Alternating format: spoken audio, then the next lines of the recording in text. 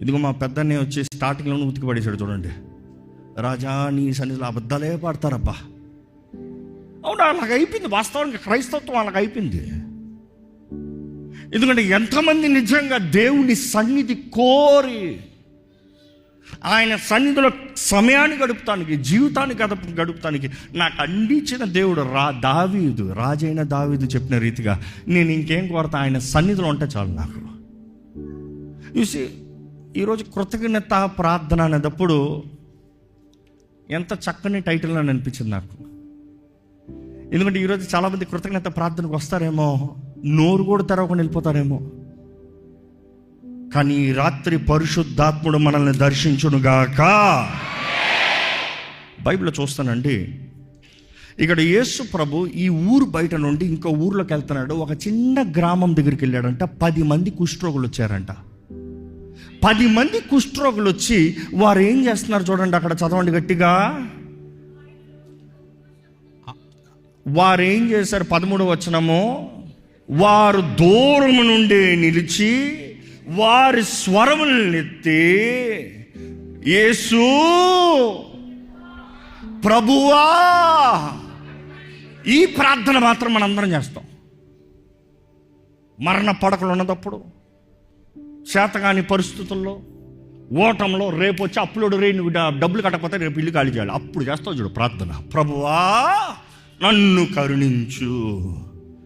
మరణ పడకలు ఎవరైనా ఉంటే ప్రేమించిన వారు అప్పుడు ప్రార్థన చేస్తావు, ప్రభువా నన్ను కరుణించు.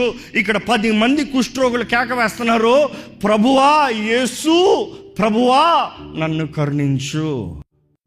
అయినా సరే దేవుని ఆత్మ ప్రేరేపిస్తుంది. ఇక్కడ ఎవరైనా ప్రభు కనికరాన్ని పొందుకోవడానికి ఆశతో ఉన్నారంటే బిగ్గరగా కేకేయండి. ఎవరేమనుకుంటే పరే, యేసు ప్రభువా కనికరించు. అడగాలి అడగాలి అడగాలి అడగాలి. కనికరించు. ఈ కుష్ఠరోగులు దూరంగా నిలబడ్డారు, దగ్గర రాలేకపోయారు. ఎందుకంటే వాళ్ళు కుష్ఠరోగం గురించి ఈరోజు మనకు పెద్దగా తెలియదు, కానీ అది ఎరాడికేట్ అయిపోయింది. కానీ కుష్ఠరోగం అంటే ఆ రోజుల్లో తీర్చలేని వ్యాధి, క్యాన్సర్ లాంటి వ్యాధి, ఆ రోజుల్లో ఎయిడ్స్ లాంటి వ్యాధి. కుష్ఠరోగులు అందరి మధ్య ఉండటానికి వీల్లేదు, సమూహం మధ్యలో ఉండటానికి వీల్లేదు, ఊరు మధ్యలో ఉండటానికి వీల్లేదు, అందరిలాగా బ్రతుకుతానికి వీల్లేదు. నువ్వు డబ్బులు ఉన్నంత మాత్రాన జక్కగా జీవిస్తానికి వీలు లేదు. నీకు బిడ్డలు ఉన్నంత మాత్రాన కుటుంబంతో కలిసి జీవిస్తానికి వీలు లేదు. ఎందుకంటే కుష్ఠరోగి భర్త ఉంటే భార్య తరిమేస్తాడంట ఫస్ట్. ఎందుకంటే కుష్ఠరోగులు వారి మధ్య ఉండకూడదు. కుష్ఠరోగం ఎలా ప్రారంభమవుతుంది? చిన్నగా ప్రారంభమవుతుంది. ఎక్కడ ప్రారంభమవుతుంది? కంటి పాప దగ్గర ప్రారంభమవుతుందంట. ఈ చిన్న కంటి రెప్పల దగ్గర ప్రారంభమవుతుందంట. అక్కడి నుండి దృష్టి పోతాడంట, కంటి రెప్ప పోతాడంట. దాని నెక్స్ట్ నుండి ముక్కు దగ్గరికి వస్తుందంట. ముక్కు ఉండదంట, ముక్కు తినేస్తుందంట. కుష్ఠరోగం ఎలాగెళ్తాడంటే ఒక్కొక్క భాగంలో పాకినప్పుడు అక్కడ మొదట స్పందన లేకుండా చేస్తుంది. కుష్టి రోగం ఒక దేహంలో పాకినప్పుడు స్పందన లేకుండా చేస్తుంది. చెయ్యి ఉందా? ఉంది. చెయ్యి నొప్పి ఉందా? లేదు. నరాలను కత్తిరించేస్తుందంట. దాని తర్వాత తోలుని తినేస్తుందంట, మాంసాన్ని తినేస్తుందంట, ఎముకలు మాత్రం నిలబడుతుంది. అనుకుంచుడు, ఒక మనిషి ఉన్నాడు, ముక్కు కనబడతలేదు, ఎముక కనబడుతుంది. తనకేమో ఏమనిపిస్తలేదు, కంటి చూపు కనబడతలేదు, దేహంలో స్పర్శ లేదు. పాపము కుష్ఠరోగము బైబిల్లో ఎక్కువ కంపారిజన్ ఉంటుందండి. పాపం కూడా ఎక్కడ ప్రవేశిస్తుందో తెలుసా? ఎక్కడ ప్రారంభమవుతుందో తెలుసా? కంటి చూపుతో. ఒక స్త్రీని మోహపు చూపుతో చూసినప్పుడే నువ్వేం చేస్తున్నావు? వ్యభిచారం చేసినట్టుగా లెక్కని యేసు ప్రభు చెప్తున్నాడు. నువ్వు వ్యభిచారము చేసేంతవరకే లెక్కర్లా. ఎక్కడ ప్రారంభమైంది? చూపు. కుష్ఠరోగం అనేది కంటి దగ్గర ప్రారంభమవుతుందంటే పాపం కూడా కంటి దగ్గర ప్రారంభమవుతుంది. ఈరోజు చాలామంది చూడండి, పాపంలో పడిన వారికి ఏదో ఒక చూపు, ఏదో ఒక దృష్టి. సంసోను విషయంలో చూసినప్పుడు ఒకతన్ని చూచాను, చూపు. దావీదుని చూసినప్పుడు ఇందాక చెప్పిన రీతిగా చూపు, జస్ట్ ఒక చూపు. ఎంతమంది ఘనులైన వారు, అభిషేకించబడిన వారు కూడా పడటానికే కారణం చూపు.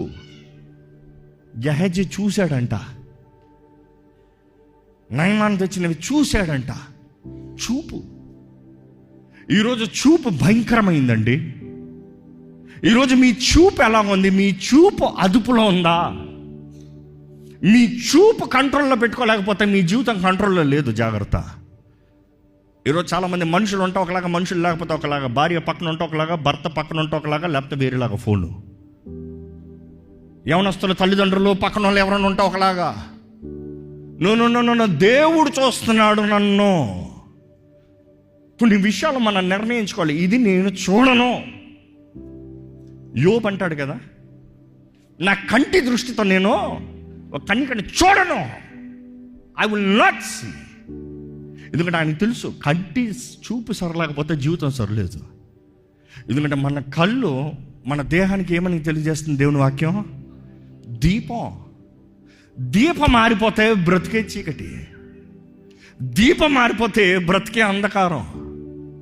ఈరోజు చాలామందికి దేవుడు ఎందుకు నా ప్రార్థనకి జవాబు అవ్వడు? దేవుడు అంటాడు, నీ దీపం లేదు, నువ్వు చీకట్లో ఉన్నావు, నీ బ్రతికేంటి అర్థం కావట్లే.